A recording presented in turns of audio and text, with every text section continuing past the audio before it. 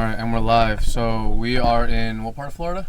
We're in Boca Raton, Florida. Yeah, and we're in your van that you've essentially been living in for like a number of years, right?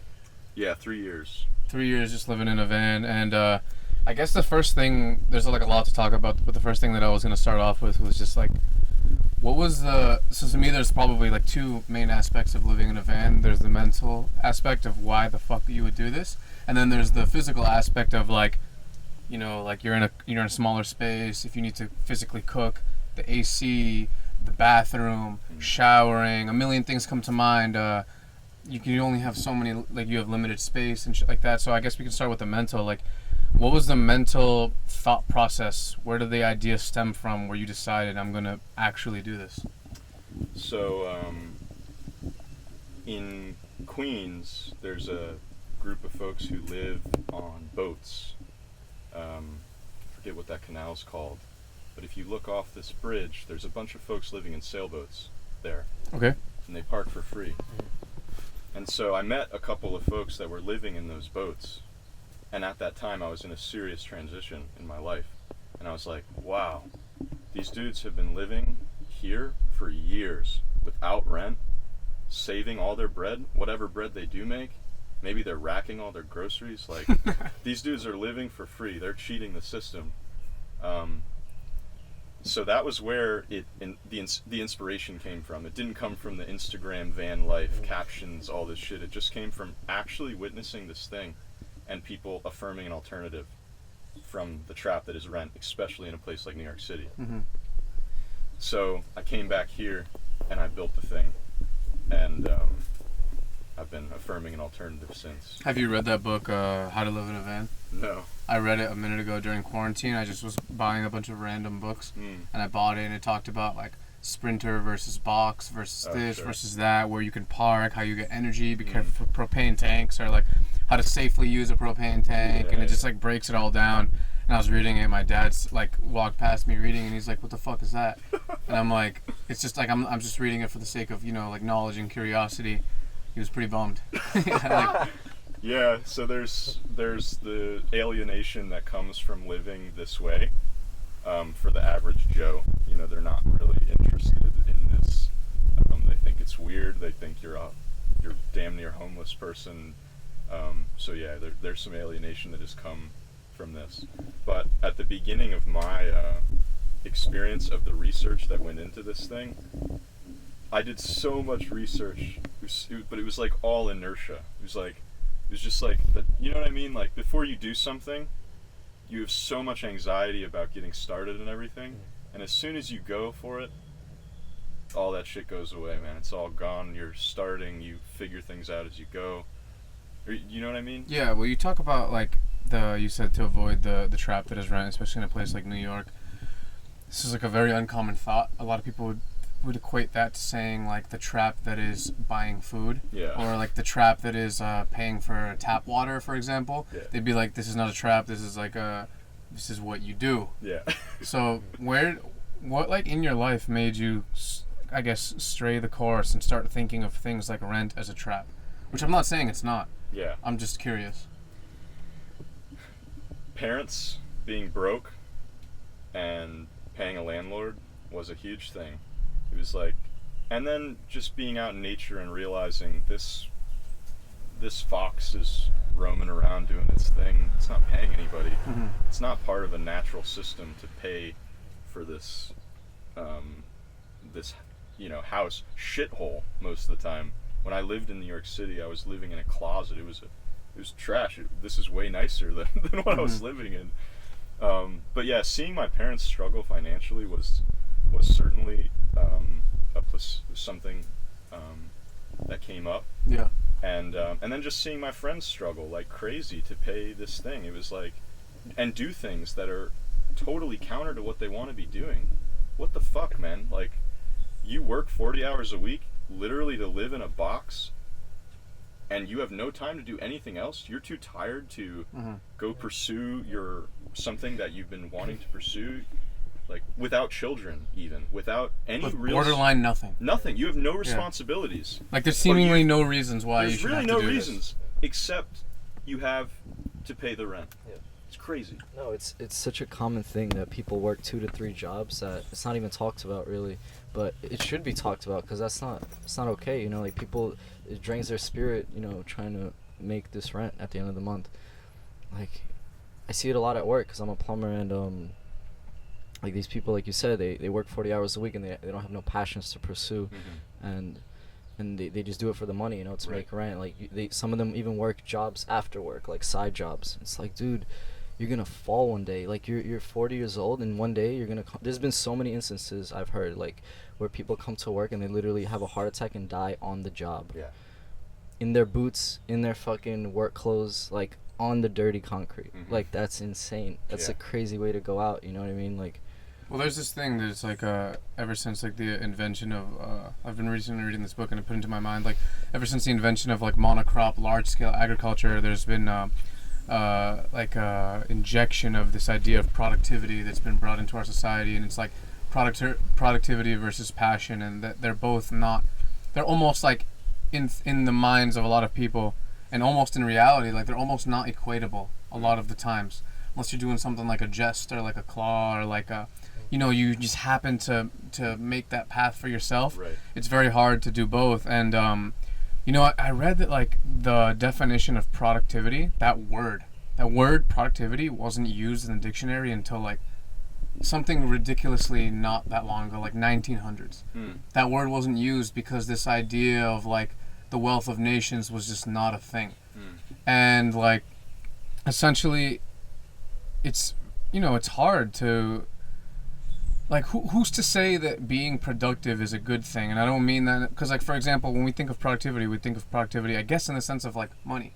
Who's making the most money? How quickly can you make it? Oh, I make 40 now. I make 80, so I'm more productive than you. But maybe the person who makes 80, like, what are they trading for that? Are they trading their entire free time and like essentially the things that they would want the most, which is maybe just to spend time with their son or daughter or with their friends? Or what if they were maybe like a baseball player growing up, or they were a football player growing up, and if you were to ask them when they were that age what I would have liked to do, it would have been that. Or maybe they liked, you know, they didn't like, you know what was like hard for me to understand when people was like at school, they're like, what do you want to be when you grow up? And you have these like set careers, I guess to choose from, like lawyer, electrician, this, that, and the third. I'm like, but none of you even do any of that when you're chilling. Like, I can understand like truly saying I want to be a lawyer if when you're like a little kid, you're watching like these shows. Like, I don't know nothing about being a lawyer, but like, let's say you're watching like Law and Order, you're reading about random famous cases. Like, when you're a little kid and you're like, say you like graph, you're reading about these things, you're checking forums, you're seeing it in the street, you're fascinated. So it would make total sense if someone asks you, it would make total sense if someone asked you what you want to be when you grow up, you'd be like, I guess a graph writer. But that would make no sense from the aspect of productivity, and it's like two separate things. Like, what do you think about that? Oh man, you said a lot. So a lot comes up. At the beginning, you know, compromise, sacrifice, you know, ideas come up for me as far as van living and lifestyle and livelihood choices. So I compromise things, I sacrifice things in order to keep on this path, to continue to pursue the things I want to. You also said something about agriculture, being monocrop agriculture. I've read a lot about this as well because that's a big part of my life, and it's definitely true. Man, I'm like kind of lost. You said so much. Well, I was talking about, since you just brought up agriculture, so basically I was reading about the history of like hunter-gatherer societies and how we shifted into agriculture and the consequences that brought about. And essentially, like, and like a lot of people might say, I guess the argument would be like, well, why don't we just switch back? But you can't, because there won't be enough food if we're just a hunter-gatherer society past, I think the book said 5 million. I don't know if that number's true, but I know the number is a number, and I know we're past that number. So essentially, to switch back to hunter-gatherer from growing our own food means fucking 70% of the population dies, or something rowdy that wouldn't be like any means of like saving humans or the earth as we know it, which is, we think of the earth as involving humans, like centered around humans. So like, it's it's like I was talking with Z on the way down here, just driving down to Florida. We were talking about how there's like no good, like perfect alternative. Because if you're, let's say you're like on a Joe Rogan wave and you're like, I'm not going to take part in monocrop agriculture and I'm not going to take part in factory farming, I'm going to hunt my own food. The idea that all humans could do that is just, you can't, because we would all die because there's not enough. Yeah. And then monocrop has its problems, factory farming there's nothing you can do. So in a place like this, land is used terribly. Imagine this entire neighborhood with fence lines non-existent. Houses, cool. Exist within your home, have your privacy. Fence lines, gone. Every ounce, every bit of grass could be a productive landscape, producing, if it's meat, cool, you can pasture poultry. Yeah. Cows could be roaming in certain areas, fence lines for that. But man, in a tropical setting, you could produce so much food. We could produce enough food, I think, for this community. You drive around the United States, if you drive up and down the highways, you see green everywhere. Drive down the highway, I mean, the median is humongous. Imagine the amount of food that could be produced on that, out of those little spaces. So I think it's possible there could be a transition from the monocrop and from the hunter-gatherer, but I think it could all come together on some level at some point, and we could do this without something has to happen. Something has to happen. And it's gonna happen. And the thing that I think is most likely to happen is some 1,000% factory farming. Factory farming on a whole nother level that we don't even comprehend right now. Like, we're growing and cloning carrots type of thing. I seen KFC's 3D printing chicken nuggets now. See, what the fuck? Yeah. We've come too far if we start to do things like that. And the thing is I think the average person, if anything, they're aghast on that. Yeah. They're like, oh, that's another it's another convenience. That's another like chicken nuggets. Like, fuck that. I'll try anything. It'll be cheaper. It'll be cheap. Yeah. Oh, what? Give them a good deal. Like, 3D I can print it out of borderline thin air. I don't know how that shit works, but as far as I'm concerned, it's borderline thin air. No, but a big thing about taking these road trips and what I see, like traveling down the coast, because like the majority of my life I was just stuck in Brooklyn. I never really explored, and I thought like as soon as you leave New York, like endless possibilities of like you can do whatever you want to do. But then like as you drive down these interstates, the main highways, dude, you have like 4 options for food. It's Waffle House, Burger King, McDonald's, and a Waffle House, and Waffle gas station food. Yeah. And you're like, bro, like you said, you look around, there's so much greenery. Well, one, you can't even pull over and like camp wherever you want. It's a waste of land. Like, what's going on here? Yeah, like George Carlin said that. It's like America is just a big transcontinental cesspool of like highways, roads, mini marts, Walmarts, like parking lots. And like, how do people feel about this? How do people feel about living in a coast to coast fucking shopping center? Well, they're fucking happy about it. Yeah. Like, they love it. They don't want nothing else, you know? And it's something I feel like we need to break out of, honestly. Like, we really do. We need to affirm alternatives again. I really like that term, because all of this thinking is an alternative mode of existing in this world.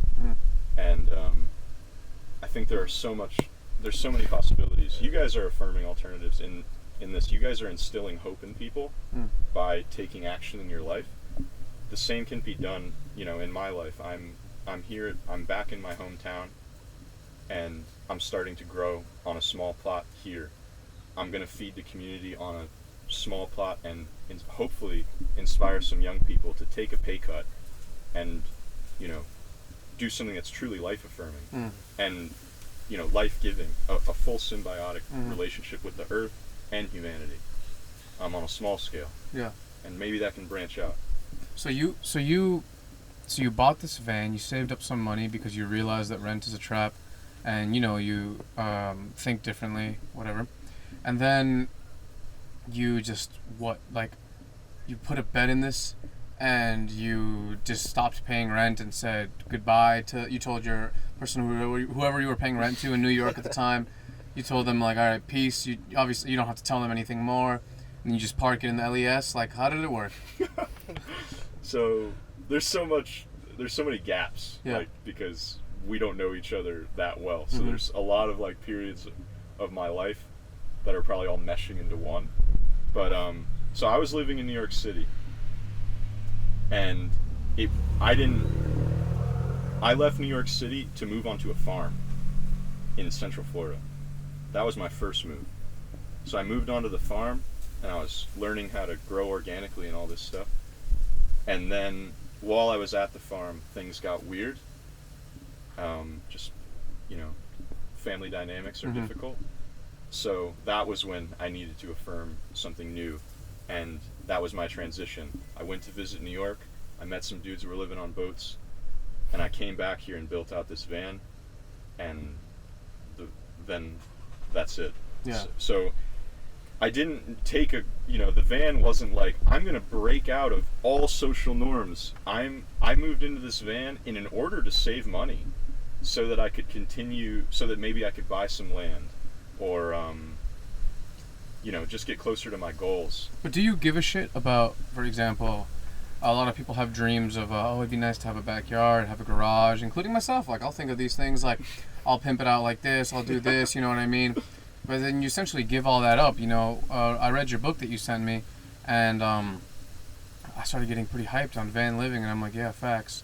And then I started watching a bunch of YouTube videos on it, and I tell this kid, I'm like, it's about to be clipped because we're about to really like change everything. And like, I'm reading it and stuff, and I start like thinking about actual storage, and I have 9 or like 10 jujitsu gis, and they're pretty essential, like to me. Like, I literally would have to do laundry like twice a day if I didn't have those. Yeah, and they're dense. Like, And they're they take up dense. space. Like they would be half of what's under this. And I'm thinking more, and then like I'm thinking about like the books I collect. Well, like goodbye to that, because you can't have books is half of this thing. Yeah. And that's just 2 items. Never mind like the things I don't think of, like random toiletries and like toothpastes and like Charlie canvases. Yeah, those things like take up space. Yeah. And then you essentially have to give it all up Yes. because there's no space for it unless you buy a storage, which borderline starts defeating the purpose. Right, totally defeating the purpose. So then my question is, do you not care? Or like, are you on that idea of like Zen that we all have of like, you just like, it's true equanimity? Or is there some part of you that like, damn, I miss this, or damn, I wish I had more space? Or like, if you see someone with a fresh pair of shoes and you think like, yo, like they look pretty fresh, think to yourself, like I try to like analyze my store consciousness every once in a while. Sure. And I'll like see someone, like the other day I was in Central Park and I saw a dude on a bike mad fresh, like pants fresh. He zeroed his head and he looked really sick. And he had like a really ill pair of shoes on, and I knew what the pair of shoes were, so I'm like, And then I Googled it and I was like, facts, this would be kind of sick. And I envisioned myself wearing them. Before I know it, I'm like, why the fuck I don't need these. I have mad shoes. There's like no need for these. Do you ever have any of that? No. Not really. I don't know why. I've never been that way. Okay. I've never been on like that level. I mean, I'm a skateboarder, so there's always been a new pair of skate shoes or what have you. But it wasn't hard for me to like give up. I didn't have that much in the first place. But once you move into this kind of space, you just can't collect shit anymore.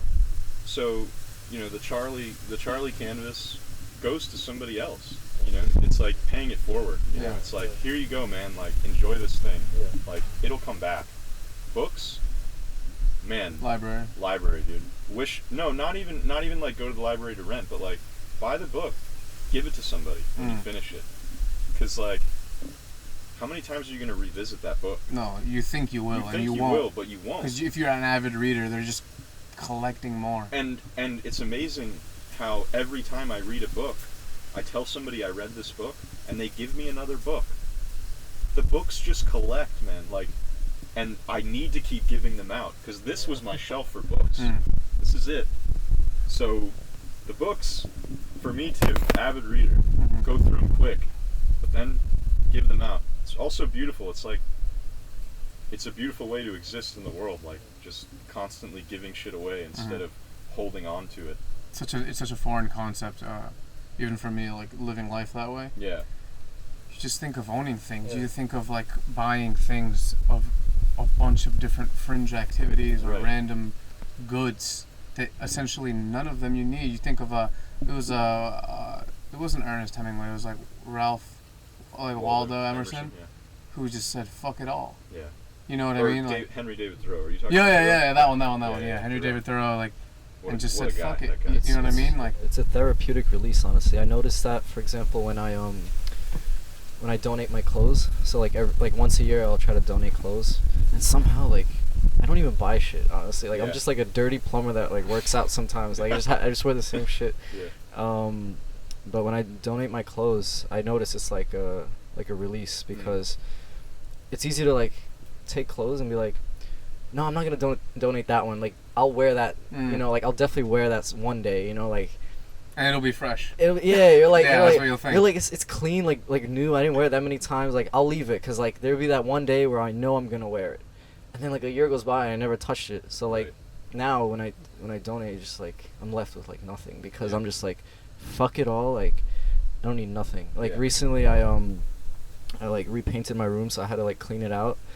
And it was so therapeutic, like putting shit in trash bags or like, you know, giving them away. Yeah. It was like, dude, I don't need this stuff. I don't need this. Like I'm not hoarding, but like in little increments. Like I'm collecting like a bunch of wires here, like stuff here, like plastic toys. Like I don't know, man. It's like just a release. So like what you got going on here, man? It's What like, do you own in here? Yeah. Like, I don't want to OD on you or anything like that, but like, yeah, like these things, like, what are the basics of what you have in here? So I recently racked a blender. That Okay. was a sick one. That was really helpful. It's a man. come up. It's seriously good. Like the NutriBullet. Like whoa, dude. That's a smoothies. The best. The best. Yeah. So blender, French press, make tea, coffee. You know, the kitchen gear is real. It all fits into this basket here. Mhm. You know, the Yeti. That's a pricey item. I had 3 milk crates with my clothing. One for pants, one for this, one for pants, underwears. You know, shirts. And then I have like You had? yeah, and well now they're in the Yeah. yeah. Okay. And you know, my bike sits right here usually. A couple pairs of boots, like really minimal, and it's gonna continue that way. Mhm. Like whether I live in a house or not, I don't see myself collecting shit. And to this conversation, I think the same can be said for land. That's an important thing for me because land, as far as acquiring it in this day and age, it's very expensive, man. It's getting pricey. So we all need to come together on these terms and say, hey, you know, we need each other, but we might not have the money to actually buy this stuff. We need to do this communally. So like the same way you give the book away, like we all need to come together and that lot right there, that house right there, that was an empty lot for 30 years. Now it's like $1 million Now house. it's like $1 million house. But like that property could have been like communally tended. Talking to Charlie recently, we did a second episode with him about his van life experience, and I mentioned how it's my dream to like live in a commune. You know what I mean, with like-minded people. Just like no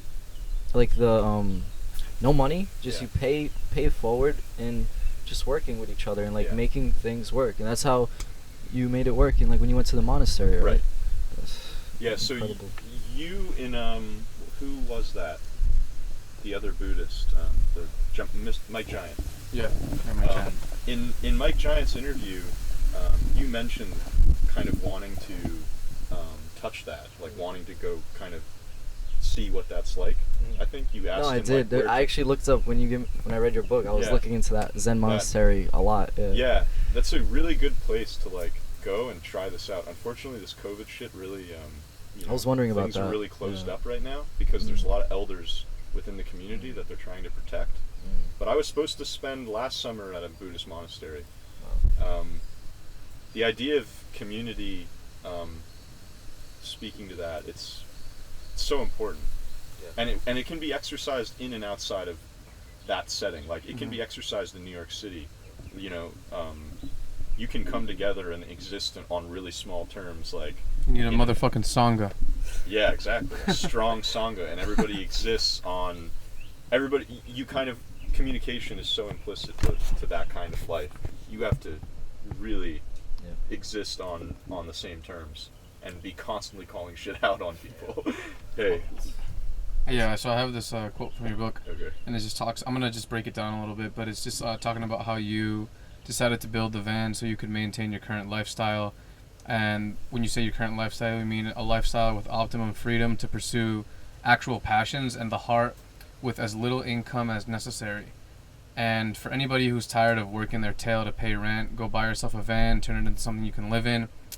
You haven't paid rent in 3 years when you wrote this, and that you couldn't imagine it any other way, and it's really just a trap, and it makes you sick to think of the sacrifice that people make for rent, and that we all need to consider the differences between sacrifice and compromise, and by going this way, which is the way of, I guess, not putting as much emphasis on income, you sacrifice the ability to be a full-time consumer, and you put sacrifice in quotations because is that even like I don't really see it. You don't see it as a I don't see it sacrifice. as a sacrifice.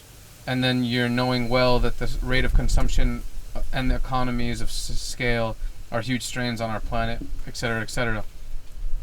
What do you think about like the consumerist society that we're living in that's only getting more insane? Yeah. You know, and not only the consumer society that we're living in, but like consumerism and spending money on products, on business, on small business, on large business, on anything is considered the thing that it is the thing that drives the economy, and the economy is seen as everything. Yeah. Because there's no denying that like capitalism has had its benefits of like taking people's life expectancies way up, providing the average man with technology, and like I guess like access to information and random like things beyond like a king had hundreds of years ago. But at the same time, like there's the argument of like, is that a good thing? Because we haven't seen what happens in terms of long term. Like, will we run ourselves into the dirt? Which it seems like is what's happening. I think it's very likely that we'll run ourselves into the dirt. I'm just trying to slow that down and keep hope. I'm not trying to be like optimistic about the state of things at all. Mm-hmm. I really do think we're on a downward spiral on many levels. But in order to maintain sanity, I need to stay hopeful that my little life can do something about all of this. Mm-hmm. And so sacrificing the art of consumption, and getting closer to the earth, and learning to grow my own food, and not paying into this system as much as possible is my idea on affirming that alternative. I think that the rate of consumption is fucked. I can't believe that people are going through iPhones every year.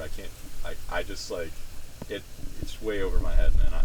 Yeah, for me, in terms of like the whole running ourselves into the dirt thing, Sure. and like a sense of hope, I just I'm sure you know, like I read a pretty solid amount on like Eastern texts and stuff like that, and I've been reading it for a long time and like getting really influenced by it for a long time, just I guess unconsciously, because my dad's super into it, and we've always had a room in the house that has tons of those and like these images and these statues that like subconsciously like took their effect.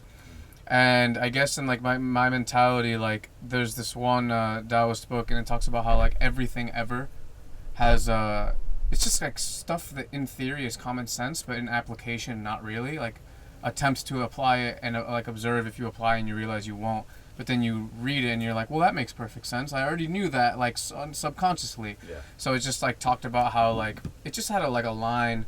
Like a triangle without the bottom part missing, and it talks about how everything has like a beginning, climax, and end, and like you know about like the history of like all of our species, all the past human species, and like all the species of animals, and how they all have gone extinct. Yeah. Whether they made iPhones or not. Yeah. And they've all gone extinct whether they've had all these rowdy comforts or not. You know what I mean? And like I was meditating on Coney Island Beach one day with this kid at like 5 a.m. And like in the midst of like my haze, I seen like a flock of birds like arrive and then leave, and for some reason it was just like it's almost like brain dead. But I was like observing that, and I thought about that, like the image, because it was pretty rowdy. Like the sun was coming up as these birds arrived and left, as the ocean, like, came in and out, as I'm like really trying to just only focus on my breathing, but I'm like observing these things. I have my eyes open because I'm like afraid a shermhead's gonna attack me, and like, I'm breathing, and then like the water goes in and out, birds come and leave, and I just thought about like that Taoist text. I don't even know when I read that, but it was a minute ago, and like somewhere in the midst of my consciousness that sentence came up, and I think about that in terms of like society, and I'm like, it doesn't even matter. Not on some like nihilistic shit, but on some like accepting that this is like the way of existence, of whether there were humans or not. Like we all destroy ourselves. Like the fish living in the fish tank through like its own feces destroys its environment. It's like, okay, yeah, but that's a fish tank. It's not supposed to live in there. But even the ocean itself, through like the destruction of the sand, that eventually like leads to other problems and it has a ripple effect. Everything is like this. So I don't know, like I definitely agree with you that we're all on a downward spiral, and like we're on like maybe we're still about to hit our climax. Who knows, in terms of like human sensual pleasures and the ability to like go down the street and just get like hummus and warm pita or some shit. And then we're on our downward path, but it's like, what am I supposed to do? Do I expect infinity? You know what I mean? Right. So all this consumption and all these things that are really fucking up the planet right now, are they truly life affirming? Are they grounding things? Like, are they really worth destroying the earth for? Mm-hmm. Like, I say no. Mm-hmm. So for me, it's easy to just say, I'm not gonna go to McDonald's, man. I'm gonna take the harder way, and I'm gonna go fucking find some good food and do this. I'm gonna go forage some Biden and some clover and wood sorrel and make a salad, man. Like, it's just like the reward of that consumption. It's not worth it. It's not worth it for me. It doesn't feel good for me. So like, regardless if I'm saving the planet or anything, it doesn't matter. Mm-hmm. It just feels better. You're following like your own path. My own path. To go this way feels much better. Mm-hmm. Like I'm not saying I'm saving the fucking world. No, of course. But no way does it feel better to go the opposite direction. You know what I'm saying? Yeah, no, I agree with you. Whether or not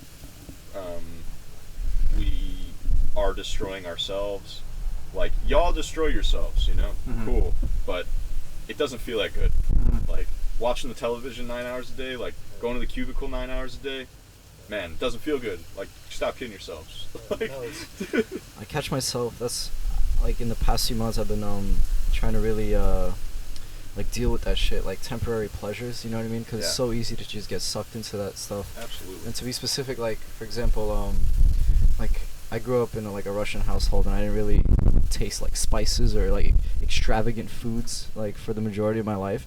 So when I recently found out about like Uber Eats and like all that shit, you can order anything you want at any time you want, however much you want. I mean, as long as you have the money and stuff. It's like you can. It's so easy to keep doing that. You know what I mean? It's like especially like a if you think like I have pleasure. the money, I'm in shape. Yeah.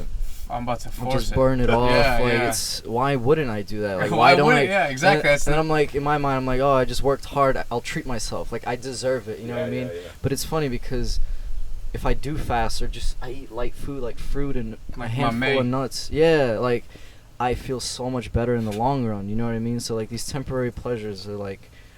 It's very easy to get sucked into them, and I feel like society nowadays, without being too pessimistic, it creates more and more of these like conveniences to the point where you lose your sense of like discipline in a way, or like any type of strong character. It's kind of just like you're just going like with this like.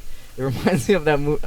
Was it from that movie Up where those fat people on the space chairs? Was it that movie? I don't know, but No idea. it's like society is just like, I don't know, just like.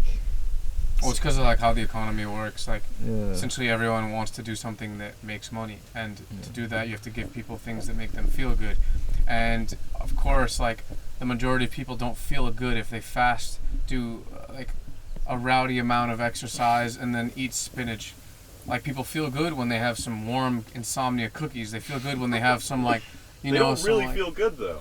But in their mind, in their minds, like briefly they do, but dude, they're dying. They're killing themselves. they are. People are dying all over the place of if you think, if you look at like, I'm thinking of Insomnia on Orchard and LES, and if you sit there and you see like, if you were to look at them, like if it was like a video game and and you can click the button, and then you can see either from a third person or from their eyeballs. You see from their eyeballs like a video game, and then you see like their hands walking, and then you see them like pick up some cookies, like himmy them into their mouth, then walk into the nightclub next door, hear a bunch of music that's just straight up, I don't care, man. Like that shit is straight up mind poison. Like, yeah, totally.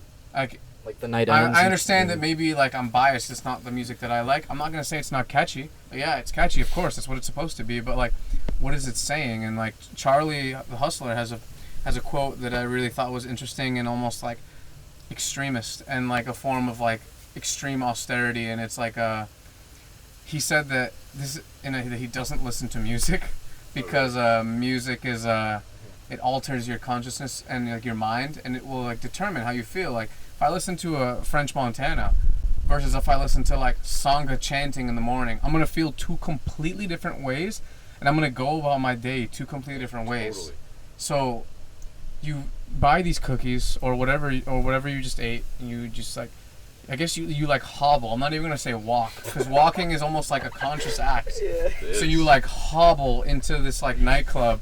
You see a bunch of sights that just like are getting at you, like I'm not gonna say attacking. They're like interacting with your primal instinct, and then like your senses, which like in Buddhism is said to completely cloud the mind, and like, or like not even just Buddhism, but like the Hare Krishnas talk about that, or like Taoists talk about that, Hindus talk about that, and like you see all these things.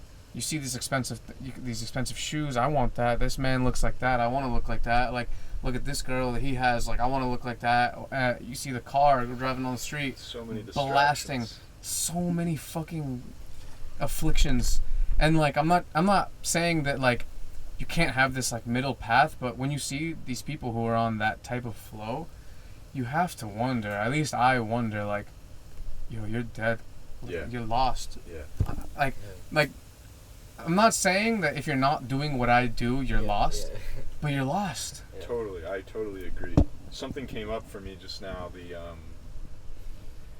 Just like the iPhones, like constantly being in hand. Are they helpful? Are they not helpful? I had a conversation with my dad recently, and he's like, "Well, I can Google anything and find, and find the answer." I challenge that because there was a time where community is being destroyed because of the cell phone. You know what I'm saying? So like, yeah, you can Google anything and find the answer, but you used to go to your neighbor's house and find the answer. That's beautiful, Person-to-person contact is being destroyed through this cell phone. That's fucked up. No, it is. It's super fucked up.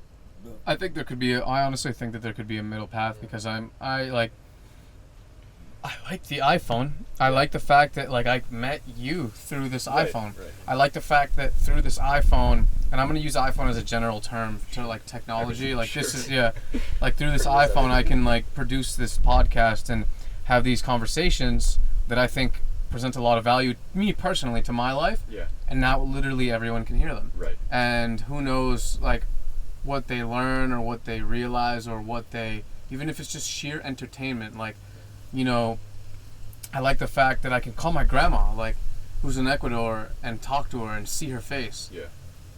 And I feel like we could reach this middle ground, but it would literally have to be, there's only like two ways that I see, and one of them is super unrealistic. Like, the only way we could reach a middle ground is like through everyone waking up to like a higher mindfulness of like understanding how they live their lives and trying to adapt each day to be a little bit better than the last, which I don't think will happen. Yeah.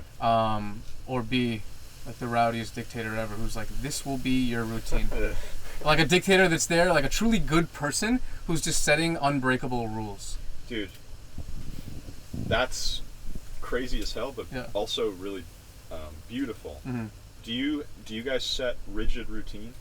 I go through a series of rigid routines fairly often, especially like So I talked to Mike Giant, and he was talking about how there should be a portion of every day that is like your vacation.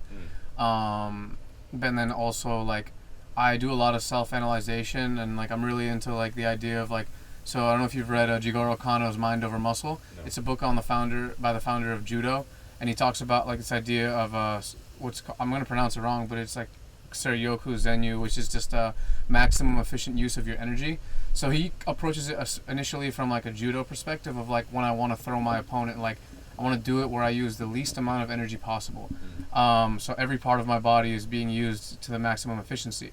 But then he applies it on a higher level, and he says that judo is meant for like real life philosophy and like how you live your life day by day. So, for example, when I came here and I did this, or how did I step onto your van, or like did I say things outside that were just straight up useless, that like could have gone without, and if anything like made someone feel less of themselves.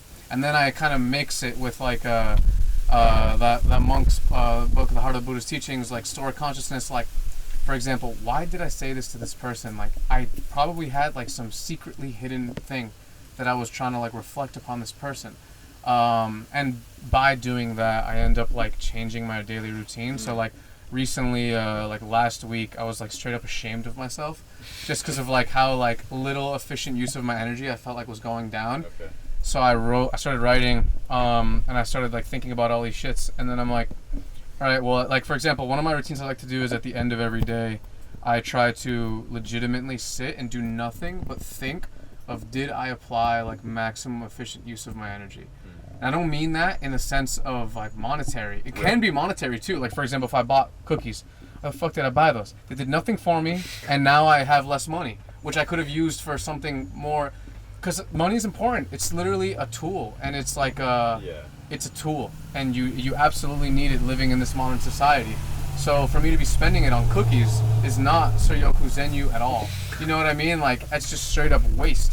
I could have like with all those cookies, I could have saved it and probably bought like, I don't know, something rowdy. Like, hell yeah. So then there's that, and then like in the mornings, like I go somewhere where there's nothing, in terms of like no phone or no. Like, just like no, I'm not going to do nothing but like sip on my tea and or coffee and like stare into the sky. And I do that because like I feel like living in New York is a lot at times. So like I need this like one moment where I can just observe, like people watch. And I be coming to the rowdy conclusions, like sitting there people watching, honestly. Yeah. It's how about you for like routines? So the reason I asked was because it's really hard. The phone is another distraction from routine, so it can be anyway, unless you're good about not looking at the thing. But at the monastery, you're on a serious routine. Your schedule starts at 4:30 in the morning. You wake up, you meditate for an hour, and then your whole day is set. You have some periods. You have probably 2 hour-and-a-half periods in your day for your own reflection or whatever you want to do. But due to that rigid activity, and that activity is wholesome and positive, and it's benefiting the whole, so you feel good about what you're doing. You're not like working for some guy making you millions of dollars and feeling like shit about yourself.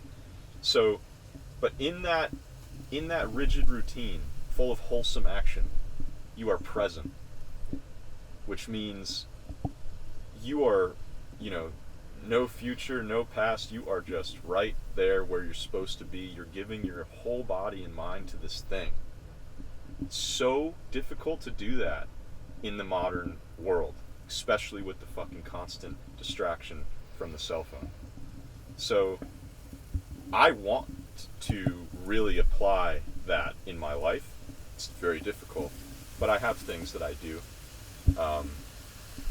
But I just think that that's really important for people to know, like, hey, spontaneity isn't always that great. Like, we do need discipline.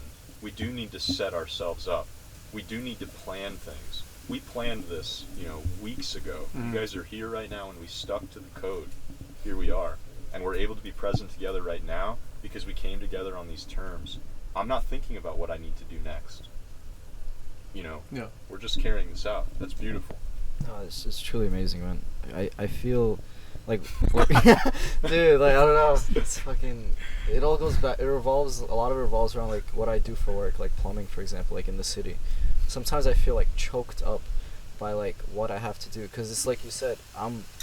When I'm working, my day literally, it's so stupid. Like you schedule everything by an hour. Like it takes me an hour to get to work. I get there at 7, 7 to 3, 3 to 4 is my travel home, 4 to this is this, then go to jiu-jitsu, this. It's like my day is like scheduled. I'm not living in the moment because I'm mostly worried, like focused on the future, like making that time, and it's stressful because when you don't live in the moment, like you feel it. It's very hard to live. You're just in like the moment. transitioning. It's extremely hard. I take the train every morning, or if not, I've been recently biking, but for the majority of the time I take the train every morning to the gym, and like it's my time where I don't do anything but read, write, and contemplate, and it's the sickest shit because I will be like, yo, I'm straight up not going to think of anything but what I am reading or what I'm writing or what I'm contemplating on.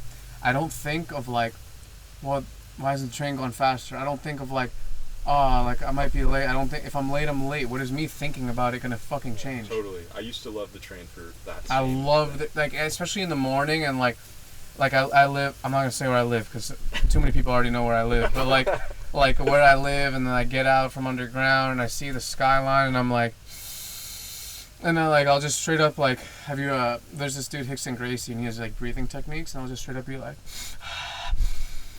Just like, I don't even know, just like coming to peace. Yeah. And then I know that all I have is the Solem book and a fucking kimono in my backpack. And I'm like, let's go. Like, this is like, I don't have to think about other things. And, I was supposed to go to dental school.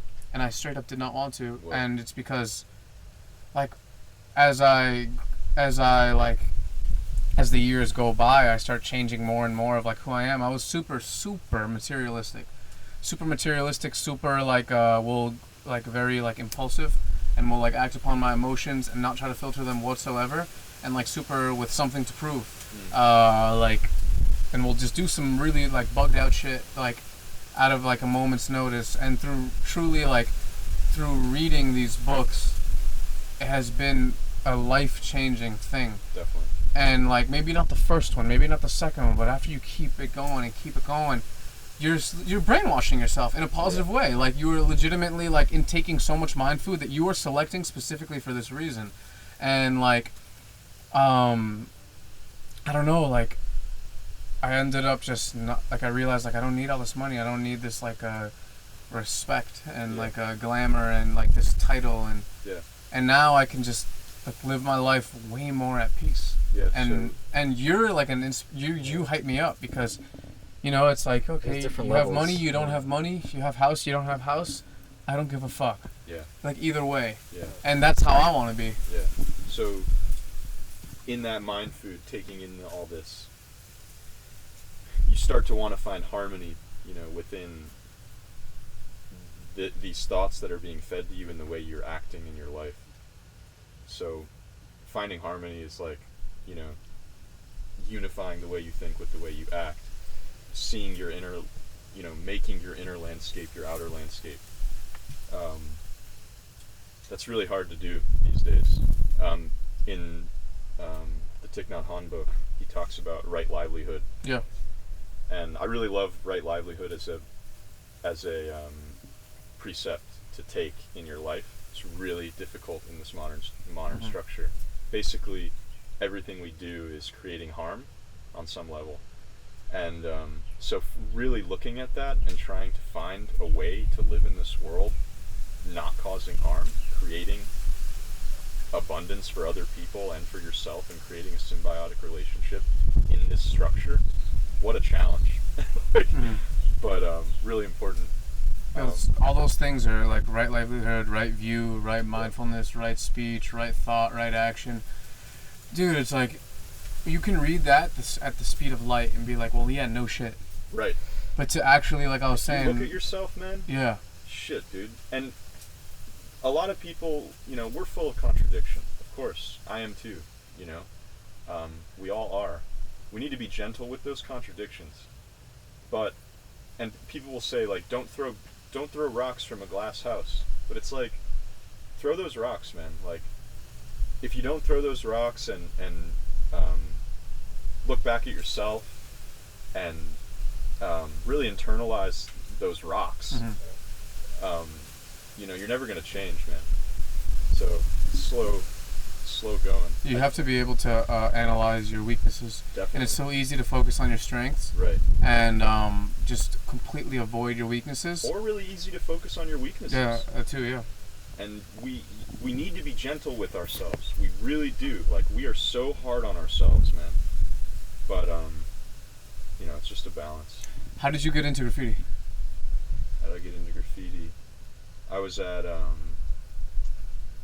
in middle school in 6th grade, and this kid came up to me and he was like, yo, he filled up one of those Kiwi mops, and he was like, yo, I'm gonna go tag after school. And I was like, whoa, okay, I'll go with you. And I just rode on some dumpsters and I was hooked, So that, and then skateboarding, there's a commuter rail that runs between here and Miami, and I was riding the train all the time. So we saw all the track sides getting filled with pieces week after week after week. So that came, and then it didn't really become like, it was like kind of like this social activity for me, 12 to 15 years old. And then at 15, all my homies started drinking heavily, started going to the bar, just going to house parties and getting fucked up to try to fuck girls, And I was like, that's when graffiti became a huge part of my life, because it was like, I'm going to start spending my time alone every weekend at night. We're going to go skate it during the day, and I'm going to go do graffiti at night, because this feels way cooler than being sober at a party and trying to have sex with some girl that probably doesn't want to have sex with me because I'm not drinking. Yeah, we talked about this briefly before we started recording, how graffiti, we're saying how it's almost inevitable. Well, back in the days mostly, how a lot of people, they get into drugs, and drugs, as most people know, they don't lead to anything really that good. And you were saying how graffiti for you was actually a very positive thing in your life. Yeah. Like, what did you mean by that exactly?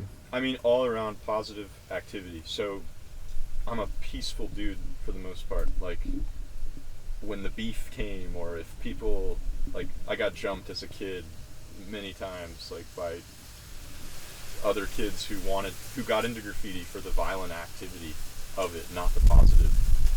And I never took on that role. And it just, like, the presence that comes from painting graffiti, like the activity, like, it's like a performance art. It's like all encapsulating. You're like getting the paint, you're doing this thing, you're not looking at your phone. Like, we do so much shit in our life that we can be distracted and just like carry on and pretend like we're focused but not be. Graffiti is one of those things that you are really giving your mind to it. And so, starting so young, it instilled a discipline in me. See things through, focus on this thing, get it done, spend a couple hours on a piece. Like, it's just so positive. Like, I know so many people who cannot focus on anything because they never had a practice like that. Skateboarding also served as that on some level. You want to land this trick, you got to keep going. But graffiti was more so that way for me. It goes back to what we were talking about, like, being in the present moment, because I think something that graffiti does is, like, when you're out at 2 a.m. and there's no one outside and it's pitch dark and you're alone with your senses, you're alone with the elements, you're alone with, like, your little plan of what you're gonna do. It's like you're so present in that moment because you don't have a choice to be. You have to be present, because otherwise, you're gonna get rolled up on, or like someone's gonna see you, or it's an amazing thing, honestly. 100. It's like, it's very therapeutic. Yeah, so I guess I feel comfortable bringing this up. You talk about psychedelics quite a bit. Yeah. And you don't do psychedelics, correct? You're straight edge. I guess. Yeah. I don't really claim it. Like, I'll sip here and there. I've never been drunk. I've never smoked anything. Okay. If I sip, it's legitimately. I actually made a decision like last year, because I got really tight. Because I realized I was drinking for the sake of, like, making a homie feel comfortable, even though he knows I'm not going to be drunk. Yeah. Like, I'm just doing it for the social, like, okay, we're all here. Like here, I'm doing this. Like I'm not I'm not even gonna finish the shit. Like you're buying me, but it's Interesting. for the sake of like just getting along. And then I realized like, fuck getting along. Yeah, Like yeah, I yeah. hate don't like the taste of this, so it's clipped. Yeah, yeah, yeah. But anyway, yeah, keep going. Yeah, Sorry. cool. Yeah, so I never really claimed edge. It was never a thing. I'm semi into hardcore music, but it wasn't like, you know. But I have a family background of serious fucked up drug addicts and everything. So that's where the decision came, where graffiti took the seat of the drugs or alcohol. But about a year ago, I got into the mushroom.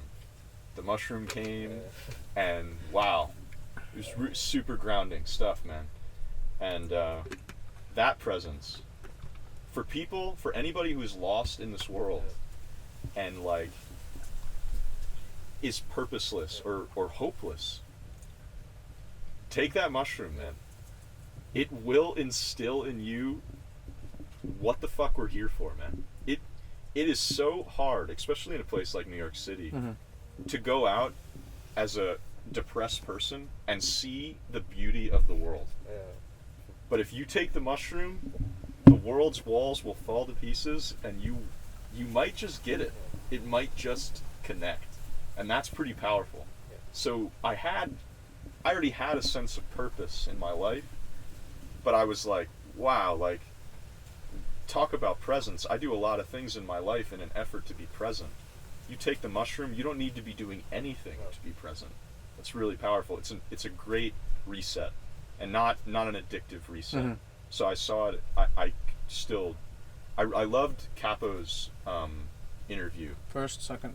first. Okay. So beautiful. The guy's something else, man. But he talked about, you asked him about using psychedelics as like a, hey, what do you think of this? And he said like, yeah, it's cool, but not if it's the only way that you're going to touch reality or touch beauty. You need both. And I absolutely agree with that, but I do think it's a beautiful tool. It's a tool. It's a definitely beautiful tool. Yeah. I think it's a beautiful thing because it's a drug, obviously. That's what they categorize it as. But me Yeah. personally, I don't even put it in the same category Right. as drugs, quote unquote, because like you said, it's not addictive. Yeah. Like I say this a lot of times, like I love psychedelics. I can, confidently say they have like definitely influenced a lot of things in my life, and I could even say they've changed the way I look at things Yeah. drastically, Mhm. and the way I feel about certain things. Like I've truly believe that I've connected more in touch with like my genuine, like vulnerable side, and I'm confident in that. Like I don't Yeah. care. Like Yeah. people call you soft or like like whatever. It doesn't matter. Like Yeah. I think that's the most beautiful thing ever. Totally. It's like the meaning of life to me. Absolutely. And fuck, I don't even know what I was saying. I just like get like all these tangents about psychedelics, but nah, dude, it's definitely a tool. And I was saying how it categorized them. Yeah, I don't even know what I'm saying, but yeah, it's a sick cool. thing, dude. Yeah. This is how you feel. So on what made you try them? that book, How to Change Your Mind. Oh, you read the shit. I read that. Okay, shit. it's crazy, right? Yeah. So when you posted that post, it was like a stack of books. Yeah. There was like 3 books in there that I was like, hell yeah, this fool's on. So Some girl at my jiu-jitsu gym actually gave me that. Yeah. And then I'm like, I did not know it was gonna be about psychedelics. Yeah. I thought it was gonna be about the science of the mind, because it might have been in that stack. It probably was. It was called States of Mind, and that one was just about the legitimate workings of the human brain and how it came about through evolution.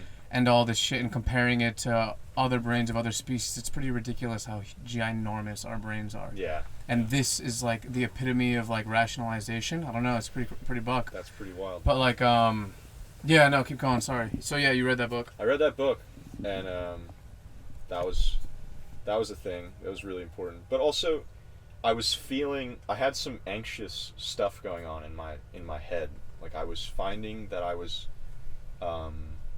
just suffering from anxiety all of a sudden, and I was like, what the fuck, man? Like, I'm doing all this shit, like I really shouldn't be feeling this way. Like I think I'm okay, and nothing was really, until I was painting the graffiti, or until I went skateboarding, or then the anxiety would go away. But like when I was trying to sit with myself, like these periods that you're talking about, breathing exercises, meditation, contemplation, I was not able to get there. So I was seeking something out. Then the book came, and then the mushrooms came, because I was on this farm, and this guy was coming out and picking up our donkey shit and growing the mushrooms at his house. It was like, That's okay, sick, this is yeah. a sick opportunity, like super organic, man, right from my donkey shit to my mouth. Yeah. And so, you know, the source was there, and as soon as I took them, man, I'm sitting under this tree, and the like, it's like, this is how I want to feel when I'm sitting under this tree contemplating. Like, it was just like perfect presence. I was present, no ego. The self was something other than what I was used to. That's I remember now what I was trying to say about them being addictive. Yeah. How I wouldn't categorize them, because yes, I appreciate mushrooms, but I'm 24 years old right now, and for the rest of my life, if I never take a psychedelic again, I don't even care. Yeah. Because I appreciate the experiences I've had so much, and I have so much respect for that thing, that if it's not meant to be, then I truly respect that. Like, Yeah. it's not meant to be in my path anymore. Right. You know, so And like, you can remember. yeah, 100%. You can yeah. go back to that Yes. feeling. Yes. And if you can carry that, You can walk with the knowledge. yes. That's what I try to do every single day, honestly. Yeah. Walk with that knowledge and that presence. God, if you could keep that, if everyone How would could you keep that. how do you think that like it's changed you the most? Or like, for example, like what has it actually changed? Like, for example, like what has it actually changed? Like, someone could say like, I started training martial arts, and since then I legitimately haven't been into a fist fight. Before then I would get into them all the time. It doesn't even have to be something physical. It could be something like, I used to think this and now I think this because of this direct experience that I can like essentially, I'm like 100% sure essentially that it came from this. It loosened me up, for sure. Like, don't take yourself so seriously. Yeah. That's the main thing. It's like, none of this really matters. But it just, you know that. It's like reading a Buddhist text. It's like, I know this. But it's just, you experience it directly, effortlessly. So, like, yeah, you just can, you just touch that, and it's inexplicable. For sure, it's inexplicable. And in that book, you found that most people would say, I have no fucking clue what actually just happened. But man, it was huge. It was big. Like, really, you know, the Sesshin period at the monastery, we sat 6 periods of zazen, which is 12 hours of sitting per day. That much contemplation, I don't know what the hell happened, man. But it sticks with me to this day, you know? Like, something flipped for me. Like, I explained it in the book, like a silver fish flipping over on its side and me just seeing the glimmer. It's like a glimmer, and it just is there now. Like, I can just go back to that thing. It's just something. That's crazy, man. You've done a lot of insane stuff. What made you bike from south to north, essentially, of America? So, Like, how long? First of all, how long was the bike ride? How many miles, and how long did it take? I think it was 1,700 miles total. 27 days of cycling with a month intermission at a monastery and a couple weeks in New York City.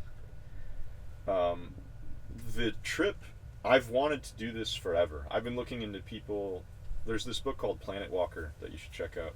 It's about this guy who walked the entire United States over a 27-year period and went to numerous colleges in that period and got a PhD. It's fucking insane. But so I was researching like people walking across America, and I'm seriously considering that. Like, maybe I'll walk across America, spend a year walking across America. And then the monastery, I called and I was like, hey, I'm really interested in a period with you guys, like a longer period. And they were like, okay, come at this time, kind of deal. And I was like, I'm gonna cycle there. And so the monastery was sort of the ploy for actually taking the action, and the van served a huge place in all of this because I don't have rent. I have no bills to keep up while I'm gone, no responsibilities. I can go take off for 5 months right now and not look back. So the inspiration came from the monastery, really. And so I set out on in the summer of 2019, and yeah, It was a long journey, man. How like where did you sleep first of all? Because you know, when we take trips via car, we'll sleep legitimately wherever, like on the side of the road type shit. Yeah. Have like a sleeping mat that you can blow air into, and it's like for camping. Right, that's what I was using And as stuff well. like that. But it gets, you know, even with a homie, even like if you like have the plan to like attack the nearest bystander when you wake up, like it's pretty terrifying. Like you're like essentially like you're so vulnerable when you sleep. If you have to sleep outdoors, you're so vulnerable. Where Yeah. did you sleep? So now you know how every being in nature feels Yeah. all the time. That's why a cat, yo, when you sleep in like Fight or this, flight. the moment I say this, would be like, bang, Yeah. you know, like super On it. ready to act. Yeah, super crazy. So I slept mostly in the wood. I wasn't sleeping in like y'all said you slept by a Walmart or something, like behind a Walmart. Behind a Walmart, yeah, dumpster, yeah.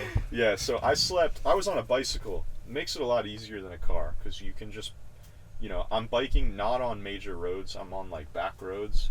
So I'd find mostly pine farms. So when you drive up and down the coast, you'll look down on the highways, and if you see straight rows of pine, that's not forest. Those are farms. We saw those. Remember you said We the were pine wondering, trees, It yeah. looked like they were breeding pine trees or Exactly. something. So those are completely untended for years and years. Very rare that anybody's actually in there. So I just most of the time that's what I would peel off into and camp there, pitch a tent. How did you know this? How did you know that's an area where you? I just knew that they were I knew that they were pine farms just from prior knowledge, dad, whatever it was.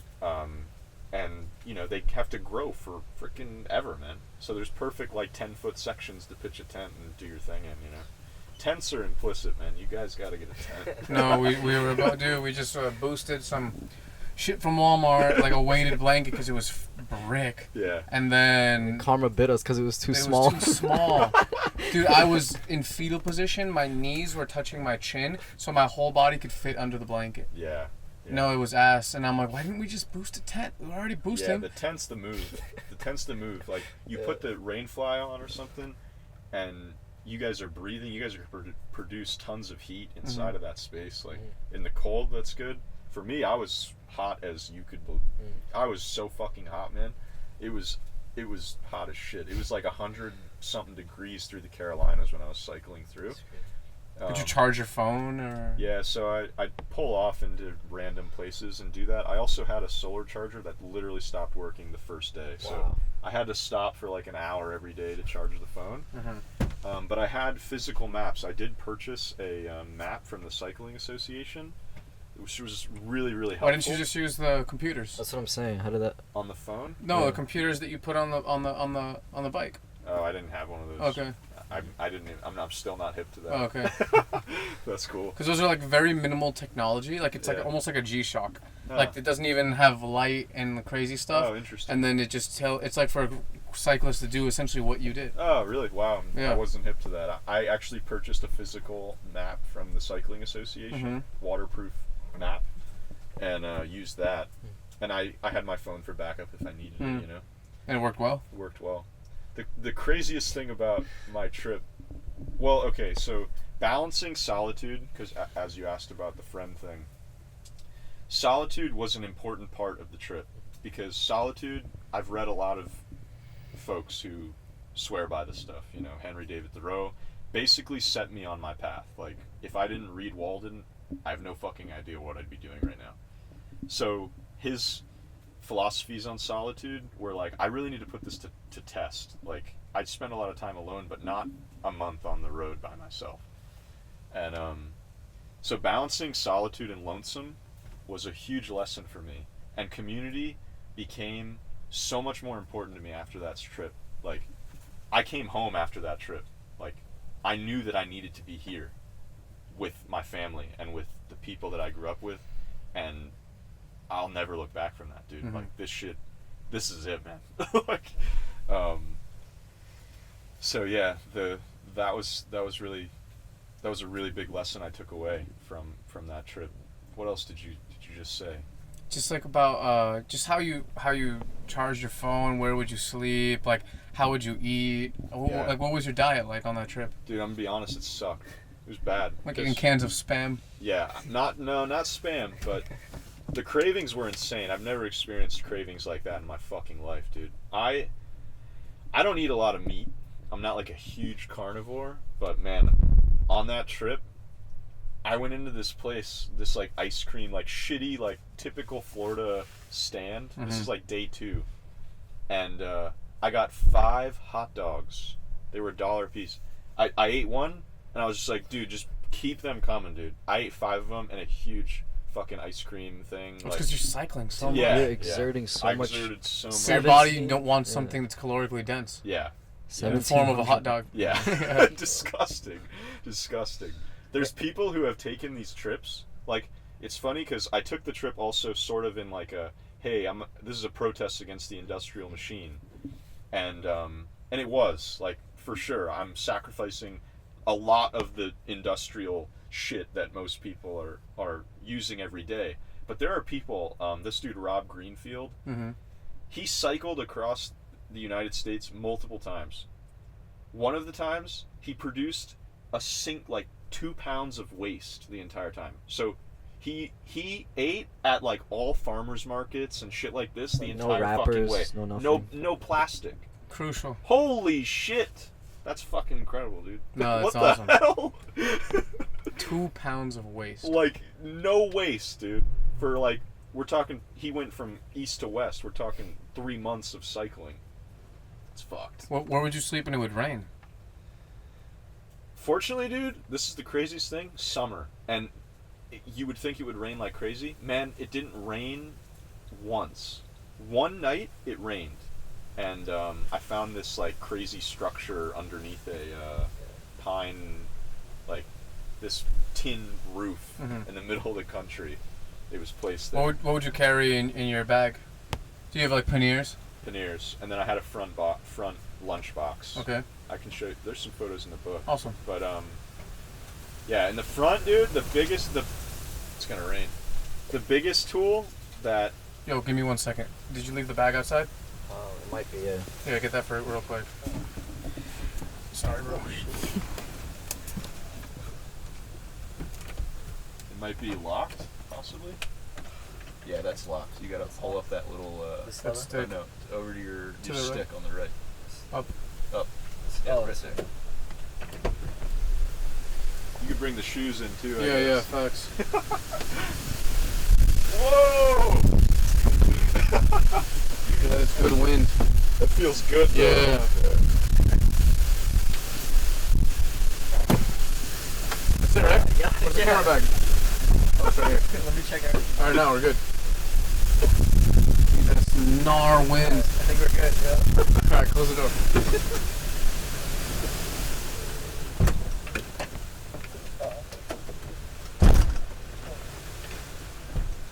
It's fine. So what were you saying? Oh yeah, so what were you carrying in the bag? In the bag. So, tent, sleeping bag, sleeping pad, camp gear, camp cook gear. I brought too many clothes. I brought 3 shirts and 3 pairs of socks. Why? I don't know. I just wore the same thing every single day. Did you wash it at all? I washed it in lakes and stuff. I wore these crazy ass shoes so that I didn't have to wear socks. So I was wearing like the craziest like sandals, dude. I looked like a fucking madman. I'd see these kids on the road and they'd say, "How long have you been living on your bicycle?"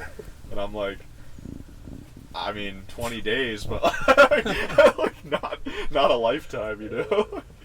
Pretty interesting. You ever plan on doing it again? Yeah, Really? I just did one. I just did a smaller trip from Groveland, Florida, which is where the farm was that I was working on, to here. So that was about 500 miles.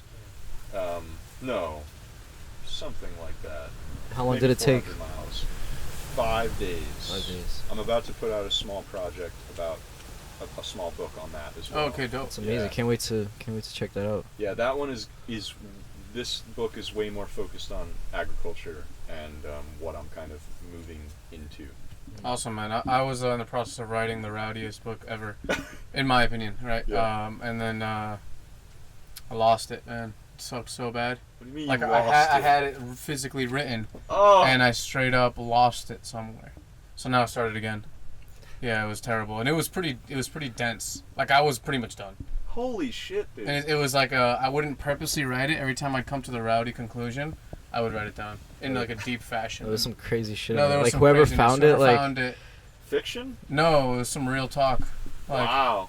it's gone forever. That's pretty crazy. No, man. yeah, but I have another one. I guess maybe you should keep, get, No, I'm- get computer. Dude, I try to. This one, I'm like super on point with it, man. Yeah. But yeah, dude.